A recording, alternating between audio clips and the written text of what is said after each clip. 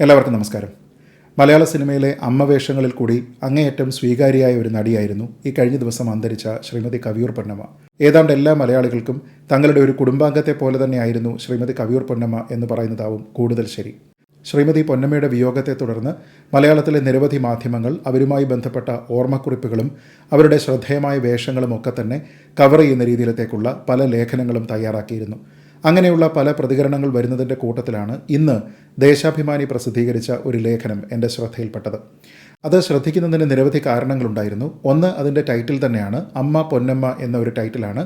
ആ ടൈറ്റിലിനോടൊപ്പം തന്നെ ഒരു വലിയ ചുവന്ന പൊട്ട് അവർ കൊടുത്തിരുന്നു. അത് ഒരുപക്ഷെ ശ്രീമതി കവിയൂർ പൊന്നമ്മയുടെ ഒരു ഡിസ്റ്റിങ്ക്റ്റ് ഫീച്ചർ എന്ന രീതിയിൽ തന്നെ മലയാളികൾക്ക് ചിരപരിചിതമായിട്ടുള്ള ഒരടയാളം കൂടിയായിരുന്നു. ഇനി രണ്ടാമത് അതിനോടൊപ്പം ഉണ്ടായിരുന്ന ഒരു ചിത്രമാണ്. അത് കവിയൂർ പൊന്നമ്മയോടൊപ്പം നടൻ മോഹൻലാൽ നിൽക്കുന്ന ഒരു ചിത്രമാണ്.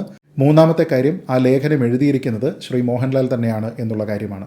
അതുകൊണ്ട് തന്നെ വളരെ കൗതുകത്തോടു കൂടിയിട്ടാണ് ആ ലേഖനം വായിച്ചത്. അതൊരു ചെറിയ ലേഖനമാണ്, ഏതാനും ചെറിയ പാരഗ്രാഫുകൾ മാത്രമുള്ളത്.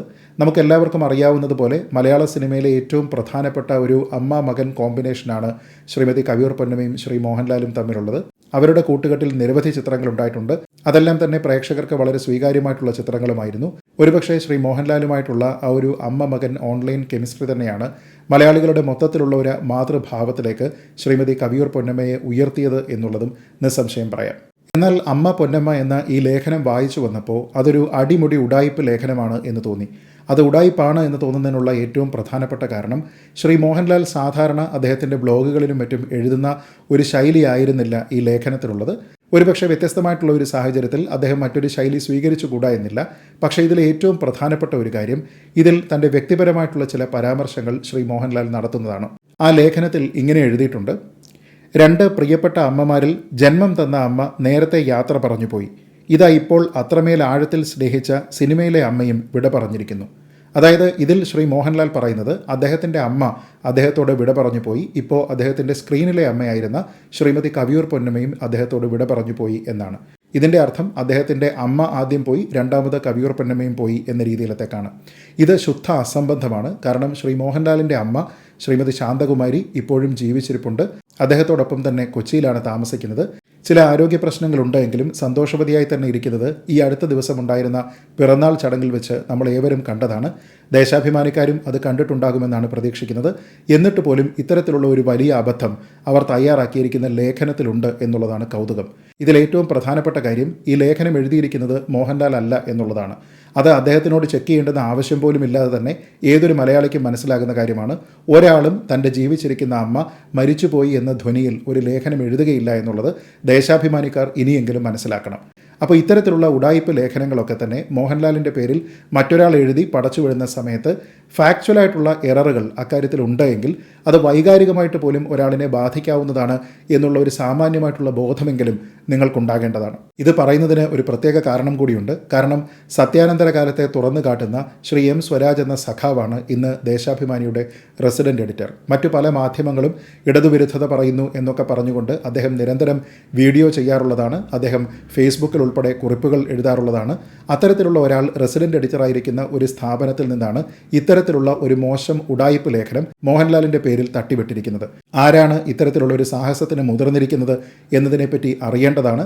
കാരണം മലയാളത്തിൻ്റെ സാംസ്കാരിക രംഗത്തെ ഏറ്റവും പ്രശസ്തനായിട്ടുള്ള ഒരു വ്യക്തിയുടെ വ്യക്തിപരമായ ജീവിതത്തിലെ ഒരു കാര്യം പൂർണ്ണമായും തെറ്റായ രീതിയിൽ അത് അദ്ദേഹം തന്നെ പറയുന്നതാണ് എന്ന ധ്വനിയോടുകൂടി അവതരിപ്പിച്ചിരിക്കുകയാണ് ഈ ഉഡായിപ്പ് ലേഖനത്തിൽ. ദേശാഭിമാനി ഫോളോ ചെയ്യുന്ന ആൾക്കാരെ സംബന്ധിച്ചിടത്തോളം അവർ ഇത്തരത്തിലുള്ള അബദ്ധജടിലമായിട്ടുള്ള വാർത്തകൾ പ്രസിദ്ധീകരിക്കുന്നത് ആദ്യമായിട്ടല്ല. അങ്ങനെ ഉണ്ടാക്കിയ പല വാർത്തകളെക്കുറിച്ചും ജനരോഷമുണ്ടായ സമയത്തെല്ലാം തന്നെ അവർക്ക് മാപ്പ് പറയേണ്ടതായിട്ട് വന്നിട്ടുള്ള സാഹചര്യങ്ങളുമുണ്ട്. നമ്മൾ പണ്ട് കണ്ടതാണ് ഹോട്ട് ഡോഗ് ഈറ്റിംഗ് കോമ്പറ്റീഷനെ പറ്റി ചൂടുള്ള പട്ടിയെ തിന്നു എന്ന രീതിയിലത്തേക്കുള്ള വാർത്തകളൊക്കെ തന്നെ വന്നത്. ഈ അടുത്ത കാലത്താണ് നമ്മൾ മറിയക്കുട്ടി ചേട്ടത്തിയുമായി ബന്ധപ്പെട്ട് അവരുടെ കുറേയധികം സ്വത്ത് വിവരങ്ങളെപ്പറ്റിയും അവരുടെ മകൾ എവിടെയാണ് എന്നതിനെപ്പറ്റിയും ഒക്കെ തന്നെ വ്യാജ വാർത്ത യാതൊരു വിധത്തിലുള്ള ഉളുപ്പുമില്ലാതെ ഇവരെല്ലാവരും തന്നെ പ്രസിദ്ധീകരിച്ചത്. പിന്നീട് ഇതിൽ പല വിഷയങ്ങളിലും അവർ ഖേദം പ്രകടിപ്പിക്കുന്ന സാഹചര്യവുമുണ്ടായി. ആന്തൂരിലെ സാജൻ പാറയിൽ എന്ന വ്യവസായിയുടെ മരണത്തിന് ശേഷം അദ്ദേഹത്തിൻ്റെ കുടുംബത്തിനെക്കുറിച്ച് പ്രസിദ്ധീകരിച്ച ചില മോശമായ വാർത്തകളൊക്കെ മലയാളിക്ക് ബോധമുള്ള കാലത്തോളം അവൻ മറക്കുകയോ പൊറുക്കുകയോ ചെയ്യുന്നതല്ല എന്നുള്ളതും നമുക്കറിയാം. ഈ സാഹചര്യത്തിൽ ഇത്തരത്തിലുള്ള ഒരു ഉഡായിപ്പ് ലേഖനം പ്രസിദ്ധീകരിച്ചതിൻ്റെ പേരിൽ ദേശാഭിമാനി നാളെ തന്നെ ചെയ്യേണ്ടത് 2 തരത്തിലുള്ള ക്ഷമാപണം പറയുക എന്നുള്ളതാണ്. അതിലൊന്ന് നടൻ ശ്രീ മോഹൻലാലിനോട് തന്നെയാണ് പറയേണ്ടത്. കാരണം അദ്ദേഹത്തിനെക്കുറിച്ച് അദ്ദേഹത്തിൻ്റെതല്ലാത്ത ഒരു ലേഖനം ഇവിടെ പ്രസിദ്ധീകരിക്കപ്പെട്ടിരിക്കുകയാണ്.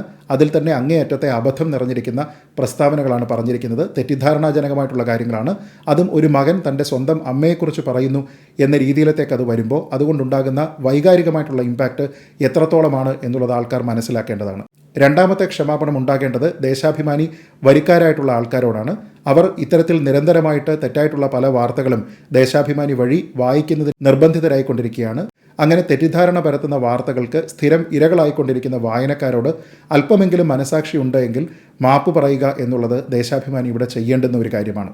ഒപ്പം എനിക്കിവിടെ DYFIയോടും ഒരു അപേക്ഷയുണ്ട്. ഈ കഴിഞ്ഞ ദിവസമാണ് DYFI ഒരു പത്രക്കുറിപ്പ് ഇറക്കിയത്. അതിൽ പറഞ്ഞിരുന്നത് വ്യാജ വാർത്തകൾ നിർമ്മിക്കുന്ന മാധ്യമങ്ങൾക്കെതിരെ DYFI പ്രതിഷേധം സംഘടിപ്പിക്കും എന്നുള്ളതാണ്. അത്തരത്തിലുള്ള പ്രതിഷേധം DYFI ഉദ്ഘാടനം ചെയ്തിട്ടുണ്ടോ ഇല്ലയോ എന്നെനിക്കറിയില്ല. ഇല്ല എങ്കിൽ അത് ആദ്യമായിട്ട് തന്നെ ദേശാഭിമാനിക്കെതിരെ തന്നെ നടത്താനായിട്ട് ശ്രീ വസീഫിനോടൊക്കെ തന്നെ ഞാൻ അഭ്യർത്ഥിക്കുകയാണ്. അത് ഈ വാർത്തയെക്കുറിച്ച് തന്നെ ആയാൽ ഏറ്റവും ഉചിതമായിരിക്കുമെന്നും DYFIയുടെ ഉദ്ദേശശുദ്ധിയിൽ ആർക്കും സംശയമുണ്ടാവില്ല എന്നും അവരോട് പറയാനായിട്ടും ഞാൻ ആഗ്രഹിക്കുന്നു. ഇത്തരത്തിൽ അടിമുടി അസംബന്ധം നിറഞ്ഞ വാർത്തകൾ പലപ്പോഴായി പ്രസിദ്ധീകരിച്ചിരിക്കുന്ന ഒരു പത്രം പണം കൊടുത്ത് അതിൻ്റെ വരിക്കാരായി മാറിയ ആൾക്കാരോടുള്ള സഹതാപവും ദുഃഖവും അറിയിച്ചുകൊണ്ട് ഈ വീഡിയോ അവസാനിപ്പിക്കുന്നു. ജയ് ഹിന്ദ്.